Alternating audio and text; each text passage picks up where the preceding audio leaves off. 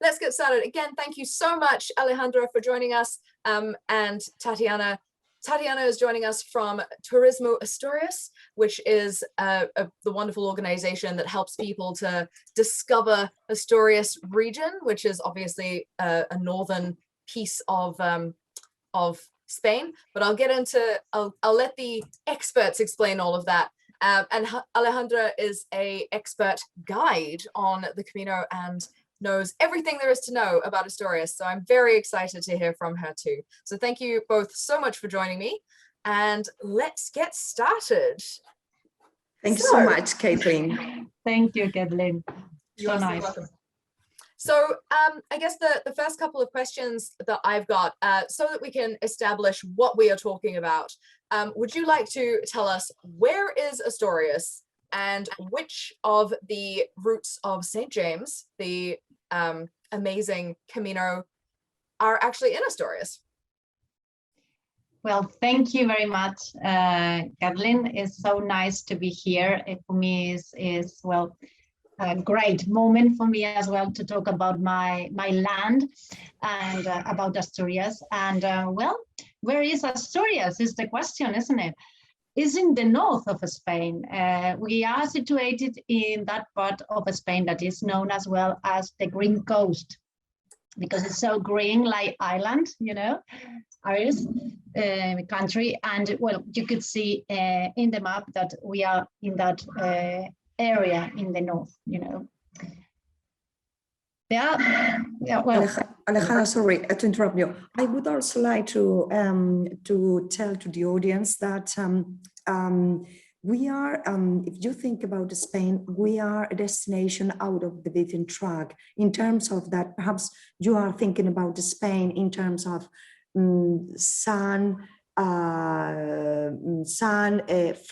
flat areas, okay? And where we are located in northern Spain, we are quite a green, as my colleague Alejandra said, we are quite green area. Actually, our logo from my company stands for Asturias Natural Paradise. Nature is one of our most outstanding characteristic and would be a characteristic that would be highlighted along our caminos in Asturias. And the landscape is quite different from the landscape you will find along all around Spain. Yeah, you keep on, Alejandra. Sorry to interrupt you. Perfect, Tatiana. Because normally people think that Spain is just in all parts of Spain is more or less the same, and is quite different, as you said. And here, well, we have two main ways to reach Santiago, to go to Santiago. Probably the most iconic or special one is Camino Primitivo, that we're going to talk about more now, and the coastal one, close to the coast and special as well. And these two main routes to go to Santiago have another connections, like well, you could see from Villaviciosa to Oviedo is a connection from the coast, the coastline to the Camino Primitivo, and the other one is the connection from León to Oviedo. And we are going to talk about more about all of them, and you're going to see that all of them are magnificent, beautiful, and special. Fantastic. Yeah, they genuinely do look amazingly green, not at all like what I think people expect from Spain, but that is because you are right on the coast and you get all of that beautiful coastal rain. And actually the picture in Tatiana's background there is a beautiful example of how green it can be. So that's fantastic. So we're going to learn about the Primitivo and the coastal way, which is also known as the Camino del Norte, or sometimes they're both together known as the Northern Caminos. So that's very, very interesting. Thank you so much. Now, the Camino Primitivo you mentioned there is also known as the original way. Where does that name come from? Well, in order to understand the Camino de Santiago in general and the Camino Primitivo in particular, we have to travel back in time, you know, we have to understand when, where, and why this Camino and Caminos started, you know, and we have to travel back to that medieval times where, well, the situation in the Spanish Peninsula was so agitated, you know, the Muslims tried to conquer this part of the peninsula, and in the 9th century was the moment where the Asturian monarchy started, and 12 kings followed the first one, that was Pelayo. There was an important battle in Covadonga where all this, well, monarchy, we could say, started, and is all related with that, you know. The great grandson of this Pelayo, who started the reconquest of the Spanish Peninsula, was the first pilgrim in history. Is a really beautiful and a special story to tell, because the King Alfonso II, this great grandson of Pelayo, as I told you before, was the first king, pilgrim. And the reason why is because in his territory, in El Bosque de Liberdón, where many bright stars dancing around a field, and Hemi saw it, and so something special at that moment.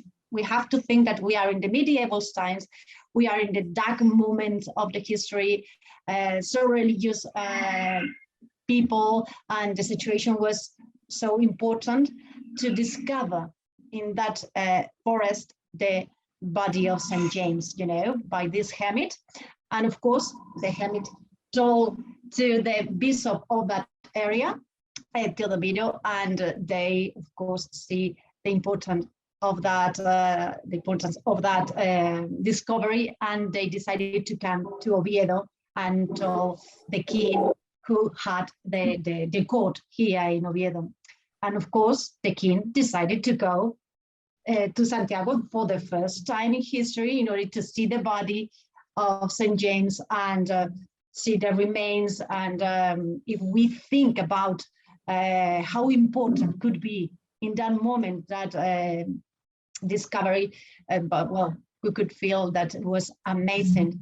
And this king started the first route from Oviedo to Santiago de Compostela. That Compostela means Campus Stellae. These are dancing stars, you know, the field of stars. And he started this magnificent, and well, we can say a lot of adjectives, you know, around this Camino de Santiago, because means a lot of things, apart from, well, the pilgrimage and all that means, that meant at the moment and means nowadays, that, well, the importance of the mix of languages, the history behind the roots, you know, the market, well, so many things are related with these Caminos, and this king started in Oviedo, and it was so important in history. And today, centuries before, we continue talking about Oviedo, the region, and the Camino de Santiago. It's amazing, isn't it? That is amazing. It's so fascinating to think that it also started relatively small. It started compared to the 500 plus miles that people walk now, the distance from Oviedo to Santiago, and then people started coming from further and further away, and that's where it started growing. And we started going from just the Primitivo piece, and then we started getting a bit more of the Norte, and then more people coming from all across Europe into Spain. That's very interesting. So we've talked about the name of the Camino Primitivo and the primitive way, the original way, and we've also talked about the medieval period. And so Asturias was the last edge of Christianity, and that's so interesting because it was a situation where Asturias was a stronghold while the Muslim conquest of the Iberian Peninsula was going on. And there's a saying, whoever goes to Santiago and doesn't go to Salvador visits the servant but forgets the Lord. So that's a very interesting saying. Do you want to expand a bit on that one? Yes, of course. Yeah, in fact, the legend said that this quote or saying was invented by the pilgrims, in fact, because they knew that Oviedo had his own pilgrimage. Before the discovery of the body of St. James in Santiago de Compostela in Galicia, here Oviedo had its own pilgrimage, you know, because here in Oviedo they are kept so important relics from Jerusalem. They were brought here, well, centuries before, and the importance is, well, huge. Probably the most important one is the holiest routes, you know, with blood of Jesus Christ. And well, there are out of relics to talk about, but two important treasures that have here in the Cathedral Holy Chamber is two crosses, the Angel's Cross and the Victory Cross. I don't have here, and I don't know if you could see, this is the Victory Cross, and the Holy Cross is, both of them are from 9th century and 10th century, and both of them were a present of the different kings. Alfonso II, the first one, the Angel's Cross, and the second one, the Victory Cross, was given by Alfonso III in 10th century.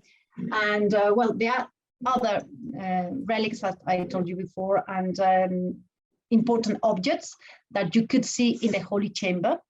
And pilgrims nowadays, well, they are discovering, but in the ancient times, you know, pilgrims came here in order to worship those relics, and it was so important at that moment as well. And that's the reason why pilgrims said that quote, you know, because they know and they knew that they have to be here in order to see that relics, and then started the Camino to Santiago. That's centuries before it started to go there with this Alfonso II, the chase of this king.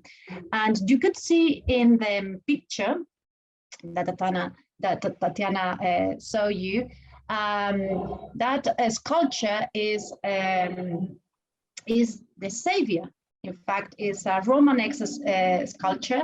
It's so important for the pilgrims. You could see probably the scallops behind the sculpture, and is historical to go there to pray in front of the sculpture and touch it in order to obtain good luck for your way, you know.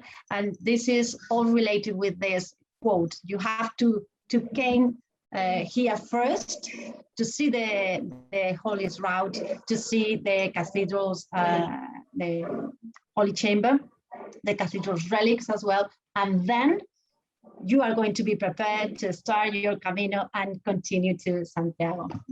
Fantastic. It's very, very interesting that those relics are still available for people to see. That's pretty amazing. And just while we've got this picture up here, the Romanesque and pre-Romanesque architecture, especially in Oviedo, is so beautiful. It's absolutely, even if you're only interested in the architecture, it's definitely worth a visit. Yeah, Katie, I've got a couple of pictures about pre-Romanesque monuments, and as you may know, is declared World Heritage by the UNESCO. Then it's compulsory. Once you come to do the Camino Primitivo or Camino de la Costa, it's a must to visit one of those unique art styling all around Europe. Later on, I've got a couple of pictures about them. Fantastic. Okay, well, thank you. I guess that kind of leads us on to some of the breathtaking highlights of this Camino, because there are so many amazing things to see on the Camino Primitivo. So would you like to talk us through some of the highlights and the reasons why people would walk this particular Camino? Yeah, it's a difficult question to answer because there are, as you said, so many things to see, so many places to enjoy. And my recommendation is at least, well, I think one night at least you have to spend in Oviedo before you start the Camino de Santiago, because one of the, well, the most important things here is the origin of the Camino. And as a pilgrim, I recommend you to understand the history, because, well, I tried to explain you in 3 or 4 phrases, but you need more time to understand the story, the Oviedo Cathedral, the relics, and I recommend you to spend at least one day in order to, yes, to visit the old quarter of Oviedo. The permanent style of the Naranco mountain is close to the city, and we're going to see pictures, as Tatiana said, and the Holy Chamber as well. All of them are related with this Asturian monarchy. They started with this permanent style. That this is, you could see now the Cámara Santa, the Holy Chamber. It is amazing, it's so beautiful. And the sculptures that you could see around the chamber are connected with Santiago as well, because, well, the legend said that the master who made this apostolado, these sculptures of the apostles of Jesus Christ, were made with in stone, and made by the same master that was Maestro Mateo Master, you know, and who was the main, well, master, and who made the Pórtico de la Gloria, the glory port in the Santiago's Cathedral. And that connection, you know, all the time from the beginning is connected. And it's amazing, this architecture related with this Asturian monarchy and Camino de Santiago is amazing. And I recommend you to spend a little, yes, sometimes in order to understand and discover this architecture and nature as well, pure nature everywhere. Asturias is, well, has around more than 75% of Asturias is protected landscape. And well, you could see now the Santa Maria de Naranco is a permanent style in that Naranco mountain, and you could see as well the nature surrounded. And well, you're going to find in this primitive way, well, as I told you before, pure nature, beautiful forest where you could enjoy the peace, the silence that is so necessary nowadays, you know, to relax and to reduce our high levels of stress, and primitive way is so good for that. Yeah. And well, I have to say that it's a little more difficult than the French way, for instance, in some parts, because you are going to find high hills, you know, hills, and that you have to go up and down, and you're going to find some difficulties in that stages. But it's amazing. It's amazing that the place, the villages that you could find, small towns, rural areas where you could see where craftsmen, you could see special places where you, well, you can buy products, local products, in fact, and enjoy with, well, for instance, one of the remarkable places that you could talk about is Grado, for instance, is in the first stage. In fact, here you can see the market, the Sunday market, and one of the, well, you could see, well, I have to say that Asturian people is sweet teeth, you know, we love sugar, we love pastries, we love that kind of desserts, you know, and here you could see one of the most famous desserts here in Asturias. It's from Grado, and the name is tocinillo. It's made with egg, with sugar, of course, and well, it's perfect to continue the Camino, you know, to continue the effort to continue to other villages like Salas, where you can eat other things like carajitos that you could see on the other side of the picture. Tatiana said yesterday that Carajitos is like an energy bar, you know? Yes, a local energy bar. Well, actually, that's the village I come from, and my family name is Salas. My name is Tatiana Salas. Okay, then it's made 100% natural, 100% with nuts, sugar, and yolk of the eggs. Okay, then it's excellent. It's like a nutritive energy bar, and well, this is. I would like to add what the most outstanding and breathtaking highlights about this Camino is that it's a balanced combination of travel, adventure, and a spiritual challenge, running through different villages and little towns full of character. Nobody will feel as an outlander because people is very charming and welcoming. And of course, in one hand, it's a bit tough, the Camino, because it's with highs, mountain pass. Okay, it's it requires you more energy. Okay, but I think you get the you get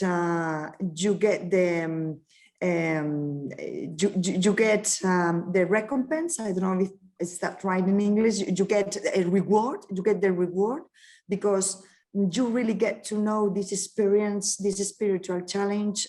You really get to know the local people. You travel by your own in a not very crowded Camino, surrounded by a fabulous landscape as Alejandra, and you can see in these pictures. No, these are some of the villages the Camino Primitivo passed through. No. Sorry, Alejandra, I don't want to interrupt you. Just no, perfect.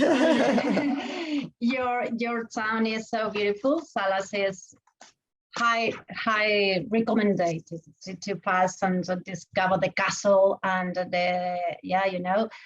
well, there are so many things to talk about. We don't have enough time. We have to centuries and centuries in order to finish with everything. And there are other monasteries in this Camino Primitivo, like this one in Pola de Llande, Obona as well in the Tineo. And as you could see, and everyone could see, you are going to find lots of things behind the effort, you know, because, we have to understand the Camino de Santiago. The essence of the Camino de Santiago is effort and is suffering, you know, but you could enjoy with the place, you could enjoy with the history, you could enrich with your experience as well, because you could socialize, you could understand why that part of Spain evolved in that way due to these Caminos. And you could see here a picture of Grandas de Salime. That is another place so beautiful to yes, I have to talk about everything, but I don't have time. But there is a beautiful museum, the ethnographic one, where you can find so different objects related with the way we live centuries before. And it's amazing to understand that area and that part of Asturias, because Asturias is a small region, but you can find different ways of living inside different areas, and this part of Asturias is amazing. It's so beautiful. It's really close to Galicia in this part, and it's amazing. Oh. We are going to change. Well, I think I've got one last question on this Camino. Yes. So, and it's something that someone else has also asked about. What is the best time of year to go to the Primitivo route, the original route? Well, I think that both of them, not only Primitivo, the coastal one as well, is from spring to autumn. It depends on the year, you know, because that climate change is, changing everything, you know. because we feel that our seasons are changing a little, you know, and nowadays we could say that October, even November, it depends on the year, I know, and I said, you could make a really good Camino, but it depends of the rainy days, you know, because here you could find a lot of rainy days, but I said that Camino is effort and is suffering some moments, but well, the best months could be from May probably to September, October, November. If you want to suffer a lot, December is perfect for you. Excellent, that's great. Okay, so moving on to the second Camino that runs through Asturias, so the coastal Camino. We've got a beautiful picture here of a pilgrim walking along the coastline, and this is one of the really amazing things about this, the specific trail, is that you do have this combination of the seaside elements, and then that's before you start heading inland and towards Santiago through Oviedo. So what makes this one so unique? What makes the coastal Camino or the Camino del Norte so unique?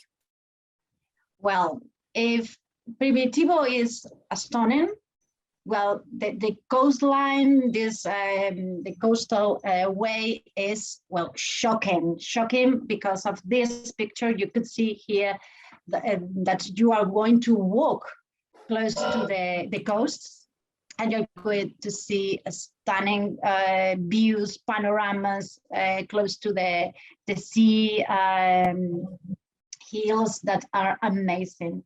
And you could enjoy your way and enjoy beaches and sunny days, and you come here in summertime, you know, and is unique. It's unique because I have to say as well that is the only Camino that in Spain in general where you can find this kind of Camino close to the coast. And let me remember is 38 stages from Irún to Santiago, but here in Asturias you are going to find 13 stages, and all of them are amazing. Alejandra, sorry to interrupt you. Talking about our coastline, I would like to highlight to the audience that recently Greenpeace had made a report in which declare the Asturias coastline one of the best preserved coastline of all around Spain. I think this image that you are watching right now really shows what the report says.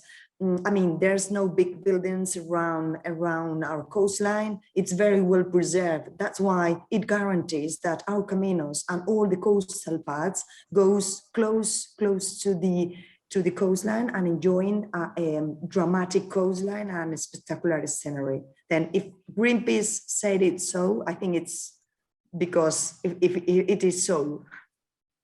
Absolutely. And as you said, there's not really big towns and big cities and big development, but there's lots of really amazing small fishing villages. So that probably means that there's amazing fish and delightful little microclimates to go and explore. That's it. Well, you're going to find, in fact, 18 different fishing small villages. Well, all of them are amazing. I have to talk a lot of them, but we don't have time to talk about Llanes, Ribadesella, on the other side of the coast, well, you can say Cudillero, Luarca, Puerto Vega, Villa Vélez. Well, it's so unfair not to talk about all of them, you know. I feel so sad of that. But yes, we can't forget two important cities as well, Avilés and Gijón. Gijón, in fact, is the huge one in Asturias. And all of them are so beautiful as well. Well, you could see this beautiful picture.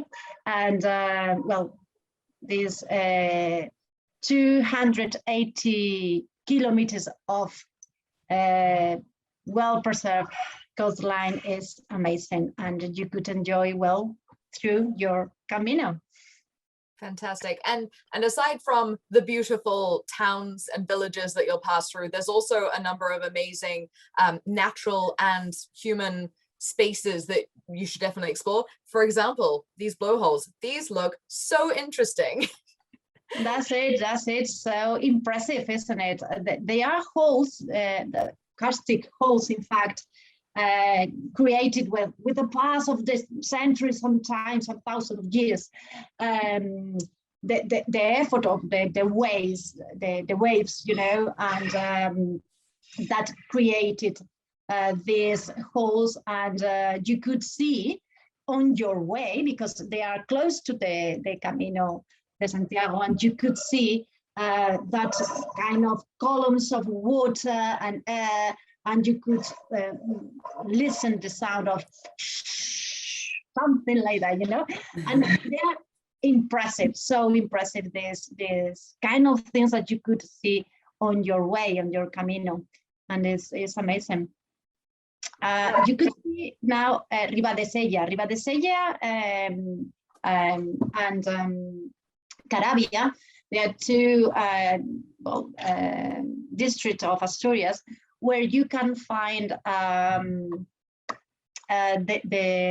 I forget the name, the Jurassic coastline as well, Jurassic spots, and it's known like that because you could see the footprints of dinosaurs. And it's amazing as well. It's so famous, that part of Asturias. The villages are so beautiful as well. You could see now Ribadesella.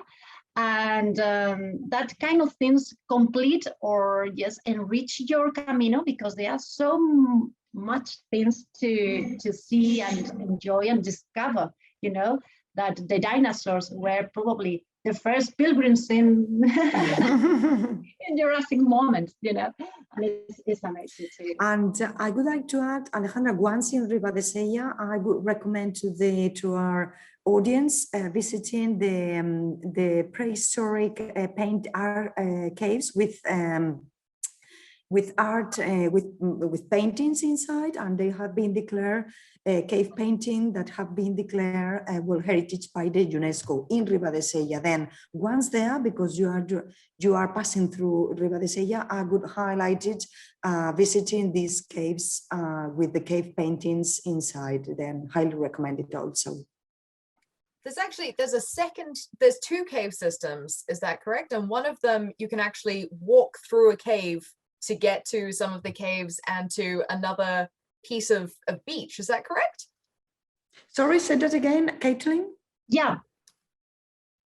Yeah, so the second cave system that's often talked about, you walk through a cave to see more cave systems and a beach. Alejandra? Yeah, I was waiting for Tatiana. Sorry. Yes, there are a system of different caves, you know, and well, it's amazing, as you said. And as you could see here, you could find so many things to see and enjoy, from ancient times related with dinosaurs, related with Paleolithic period art, you know, because Tito Bustillo, where you see that painted that Tatiana said before, is so important and remarkable, not only in Asturias, in Spain, and in Europe as well. It's so important, these paintings. And well, you could enrich your Camino with so many things and so different from one to another, you know. Absolutely. So I think that kind of links in. There's a few people who've been asking a little bit about places that you should definitely stay overnight. Sounds like this one is one that if you have an extra day, it would be an amazing place to stay. If you had an extra night in a few places along that Camino, where would you recommend that people spend an extra day? Wow. Difficult question. Wow. I don't know. In this Camino, well, probably I spend one night in every state, you know, but I don't know why, why to decide one to another. Probably Llanes is so nice to spend one night more, because it's so special, so historical as well. Well, I have to say so many things, and I don't know how to stop myself.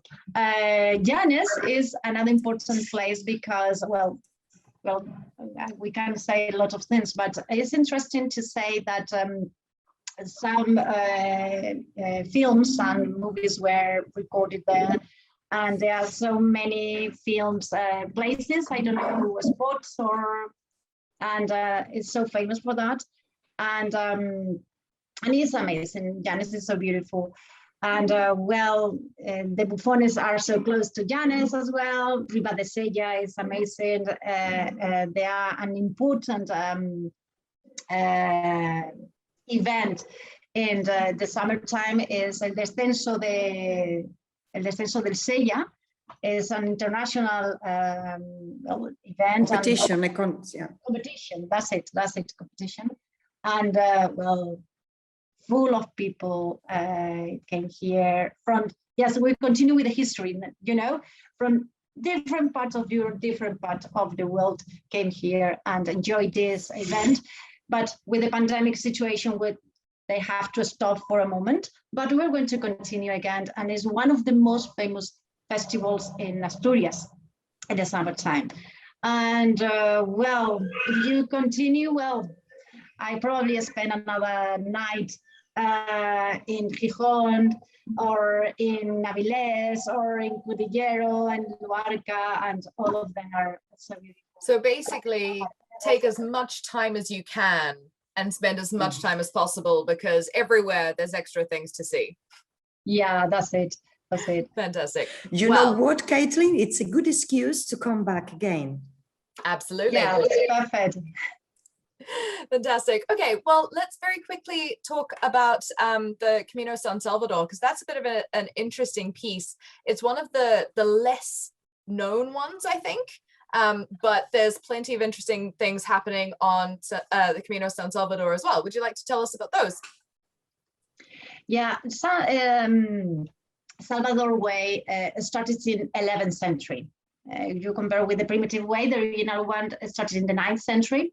And in this case, this Camino started in the 11th century. In fact, in one special year, in 1075, where another king, Alfonso VI, in this case, decided to come here to Oviedo in order to worship the relics, that relics that we talked about before, you know, and he started this Camino.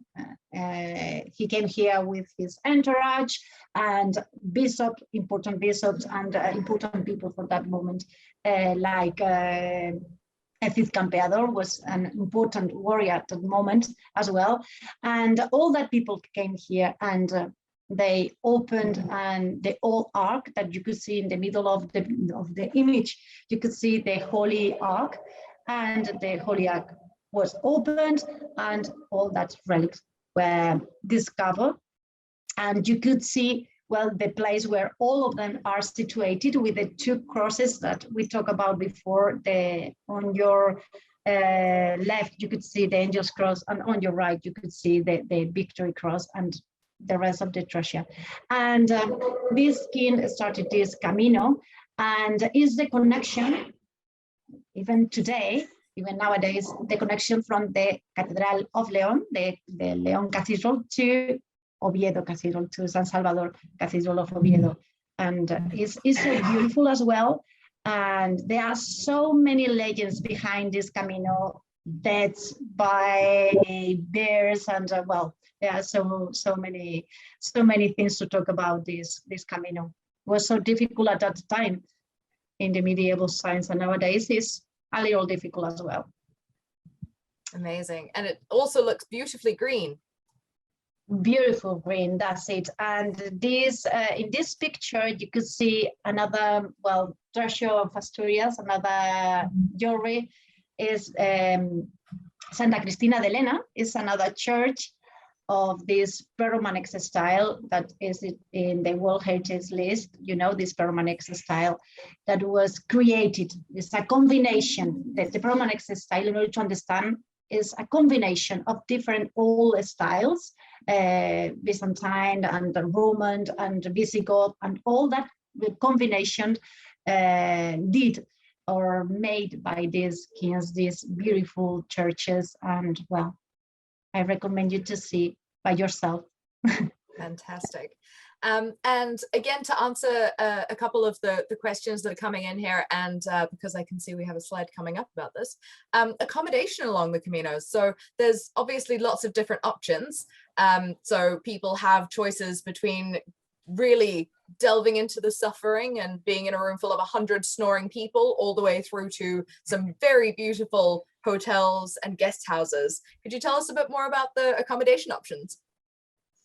Well, if you don't mind, Kathleen, as a representative of Asturias Tourism Promotion Board, I'm the one in charge of selling all the accommodation and all the lovely hotels and rural hotels we've got. And that's a question for me. Well, after one long stage of walking in the Camino, I think we deserve very good accommodation to have rest, to enjoy, and what's more, to feel like being at home. That's how a pilgrim or any visitor who comes to Asturias will feel when he or she came to one of our accommodation. I would like to highlight, you see this picture, and this is what you will find in the accommodation you've got in Asturias. Generally speaking, all the accommodation all along the Camino, even the Camino de la Costa, Camino Primitivo, or Camino San Salvador, you will find charming rural hotels, charming rural houses. If you're traveling in a group and you want a cottage to hire for yourself, and even bed and breakfast accommodation, it's up to you. And I'm sure all the accommodation you can get with Follow the Camino, it's a very good value for your money. And what's more, a homemade breakfast to recover your energy and to start walking. And generally speaking, family, because you are in little villages, and they are family-run hotels and family-run accommodation that they will really feel you like being at home. Okay, that's the only thing I would like to highlight about our accommodation, Caitlin. Fantastic. And that is so true. And it's something that's wonderful on all of the Camino routes, but especially on the northern Caminos. There's a lot of wonderful small businesses that are family run, and it's amazing to be able to support them, especially after the tough year that we've had. Yes, that's right. So you've brought up one of my favorite topics, food. And I know that all of us could talk for a very long time about the amazing food that you can get in Asturias. And there's some incredibly special dishes that you'll mostly find in Asturias. Can you tell us about some of the history of traditional gastronomy in the region? Well, we connect again with history, you know, the history of this Camino and everything around the history creates beautiful things and amazing things like our gastronomy, you know, that knowledge that were passed from grandmother to mother, and nowadays we enjoy with these well, historical recipes and amazing products, as you could say. If you love gastronomy, if you love taste different dishes and enjoy with this just food and dishes, Asturias is your place. You have to come here and enjoy just different dishes. Like this one that you are seeing is fabada. Probably is one of the most famous dishes in Asturias. It's related with our weather because it's so strong. It's a bean stew with chorizo, you know, with black sausage, pork sausage. Amazing. It's so good. It's excellent. And Tatiana said before, our gastronomy is perfect to recover yourself and to continue the Camino. And we have a lot of products that we have to talk about. Our meat, our stew, it's beef, Asturian beef is amazing. Is really good products that we have here, and is so famous in Europe as well. We have some different awards that we earned due to this. And you could see in the picture on your right at the top, the cachopo made with this beef. It is 2 fillets, and inside it's filled with jam, traditional one, and cheese. And oh my God, it's so brilliant. And we have to talk as well cheeses. Asturias is a kind of milk spot in Europe, It's a small region, but we have so many different and special cheeses. We have more than 42 cheeses, and they are special as well. Yes, we could combine cheeses with the rest of the different dishes. And I said before that we love sugar. We love pastries. Apart from the famous rice pudding that you could see on your right, you see. There are other products that are famous, like on the other side of the picture you could see the carballón as well. It's so famous in Oviedo. It's the origin of this pastry made with pastry, almond, sugar, and egg. Wow, amazing. And marañuelas from Luanco and Candás, and they are amazing as well, are so famous. And they are, like Tatiana said, that energy bar that we are going to need in this Camino. And and there are more and more dishes to talk about, fishes, seafood, shellfish, and there are so much more to talk about, but I don't know if we have time. And Kathleen, you tell us. Maybe we can include an article about the sweet treats of Asturias in the email that we send out at the end of this with the recording. Nice. Fantastic. And Caitlin, if you let me, I would like to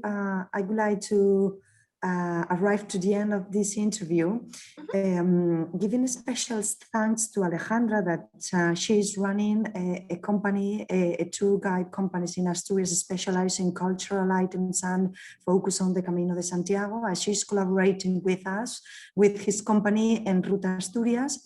And also, I would like to highlight all the good job that all the local expert tourist guides gave to us in order to show us better the Camino. Is that right, Alejandra, that it's the best way to do the Camino with local guide, isn't it? Thank you, Tatiana. Yes, as a tourist guide, I have to say that the way to enrich the Camino, is understand the history, the gastronomy, what you are going to find behind the accommodation and behind the routes. There are most things to enjoy and to discover, and probably the best way to know and to discover and to enjoy all that things is with a tourist guide, with a local guide, with a professional one, with official one. Fantastic. Okay, so that kind of brings us to the end of our presentation. So we're going to start taking some of the questions from our wonderful patient audience. Thank you so much for sticking in there with us. So let's just have a quick look, and feel free to start adding in some questions there if you've thought of questions throughout the presentation. So there's a few people who've asked about what's happening at the moment in terms of places being closed, what accommodation is open. I know that in some parts of Spain, the albergues have been closed for quite a while, but most of them seem to be opening up. Can you tell us what's happening on the ground in Spain at the moment in terms of accommodation? Well, Caitlin, generally speaking, we can say that that's right, that some albergues and rural accommodation have been closed during this time, but nowadays, little by little, they are starting to open the doors again. Thankfully. And the idea could be that for the summer and the autumn would be running normally.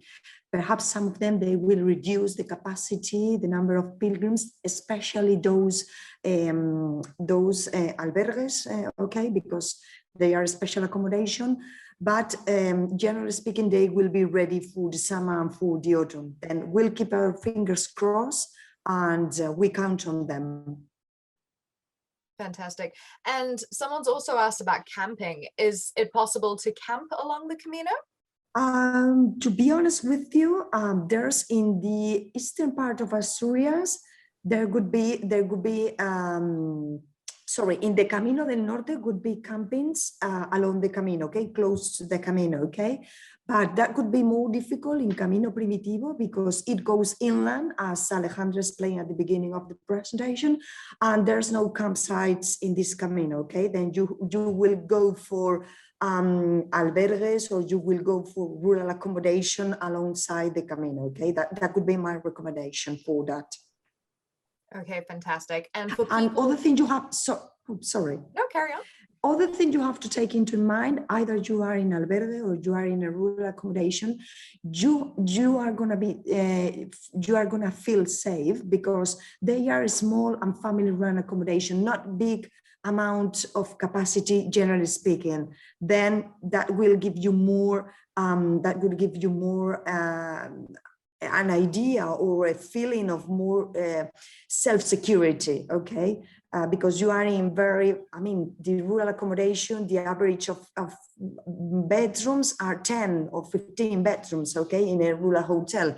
That gives you an idea that they are not big hotels or big albergues, okay? Yeah, and there's a question here that's come through Facebook as well, asking about hotels and guest houses. So I guess for people who are looking for, they will work hard during the day, but they want more comfort at night for private rooms and bathrooms. So I'll just say that if you're booking through Follow the Camino, we can book private rooms for you the whole way, so you don't need to worry about sharing a space. You don't need to worry about anyone snoring. But again, there's a lot of very authentic accommodation, small businesses, family-owned businesses, and like the beautiful pictures that we saw, some of them are absolutely spectacular. They're really gorgeous accommodation available.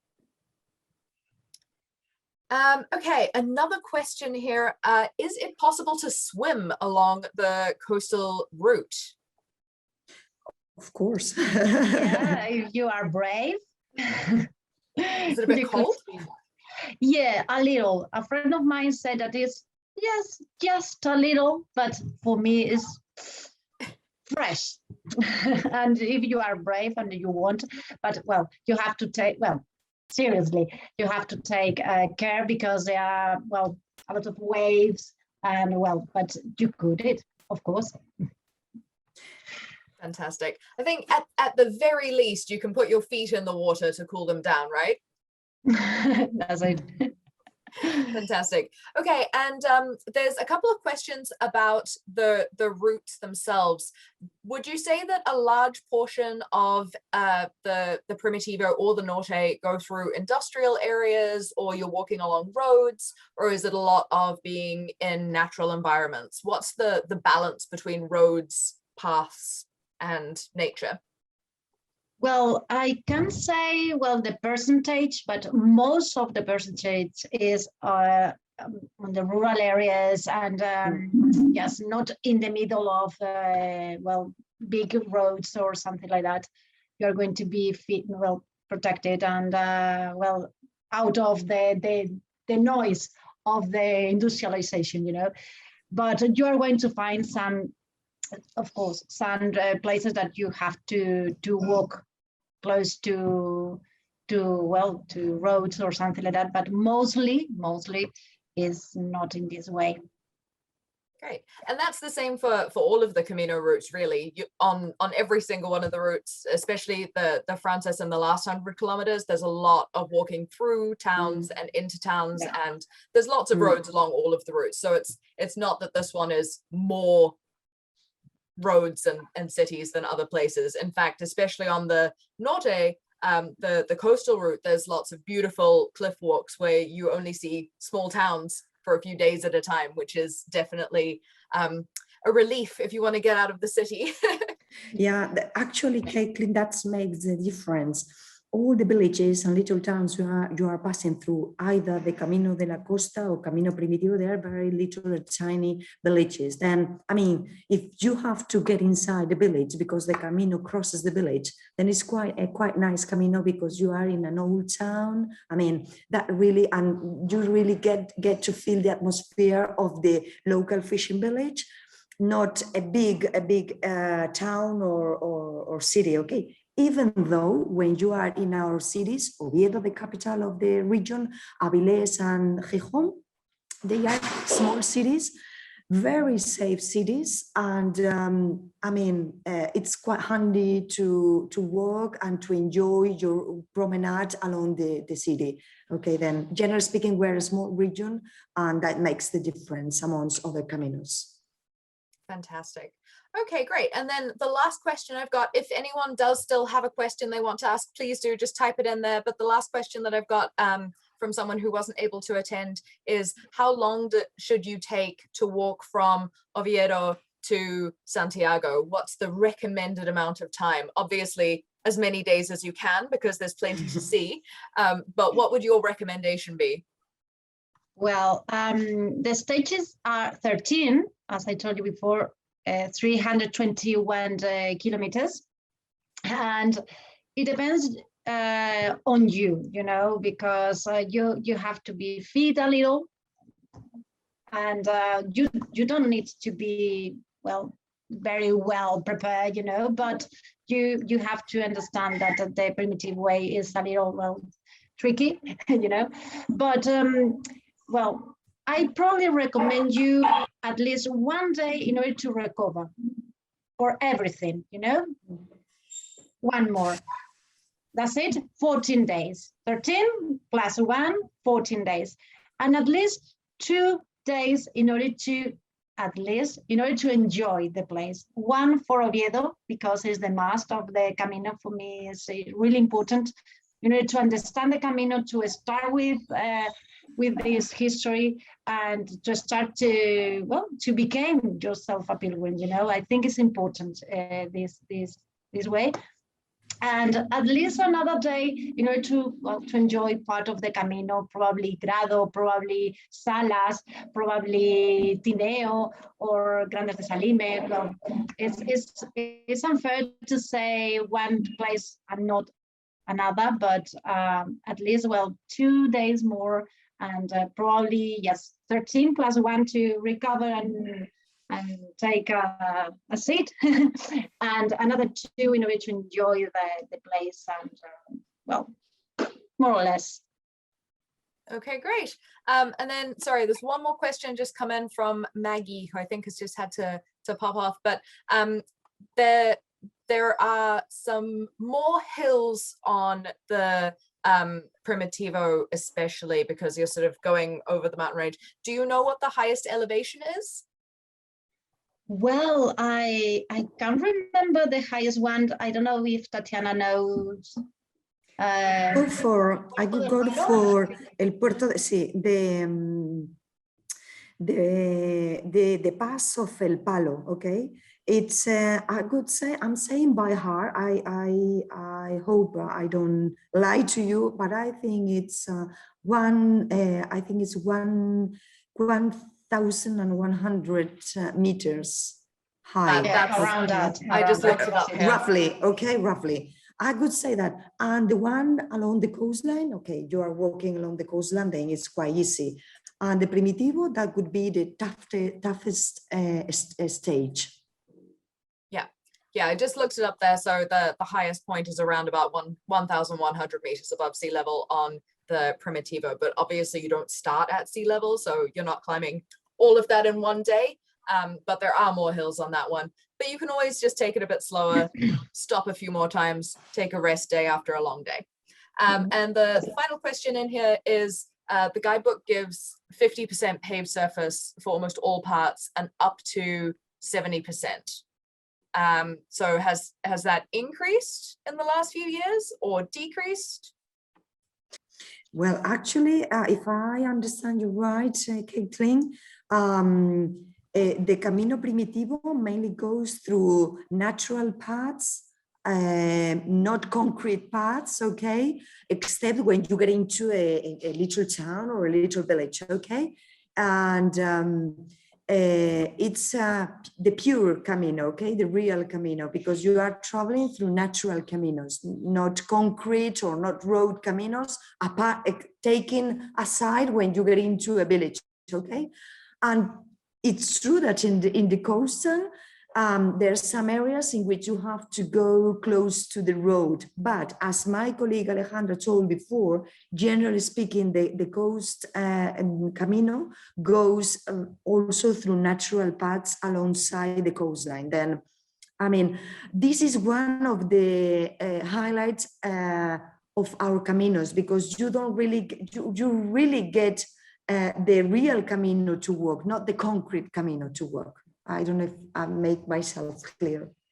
Yeah, absolutely. And I know that when you book through Follow the Camino, you get walking notes that will specifically tell you where you can go to be on more natural paths, because there are sometimes you can choose to either go straight along the road or on a winding country path. So it may also be, depending on which path you choose each day, you could have more or less roads. So that's why, Caitlin, I think it's very important, your job, the tour operator's job, like Follow the Camino, and the guides, the local guides, because you are the really experts on the Camino, and you can widely advise all our clients to pick up the highlights of the Camino and not to skip anything important. Yeah, definitely. and we can accompany you. We can walk with you as well. Not only visit the towns and the cities with us, with the tourist guide. We can, well, go with you and, well, enjoy the place with you. Fantastic. Well, thank you, Tatiana and Alejandra, for joining us.